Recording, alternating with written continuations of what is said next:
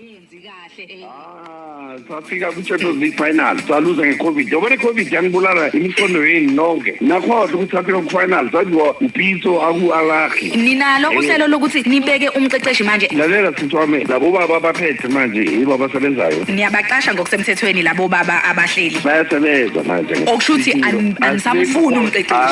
Asifuni coach. Abacoach labantu bethu. So wena coach ayi-5 yini ilanga, hayi ucoach one. Ngiyakuzwa ukuthi la enkulumweni zethu liyavela futhi namagama afana nabo Pitso. Ngifuna ukwazi ukuthi nike nakhuluma animfuni. Ngena nabo bantu banenkinga zabo abekho. Abanamsebenzi. Thina sikhuluma ngabantu abasebenzayo manje. Lalela sisi wami, kena sijabuleni ibhola tu. Ngizwa. Ngiyafuna idubu esifile. Sivusa abantu abafile abangekho. uPitso usebenza ngokuphi? He was a good coach, the best coach. Ngoba une-club. Manje senimfaka la kithi ku-Sundowns nimfaka kuphi. Ngimchazile immediate. Cha besizwile kuthiwa ngasavumbuke lapha eNaturel. Nokazi namhlonipha uPitso, uhlonipha wonke umuntu. But abantu abangamsebenzi senibafuna umsebenzi kini.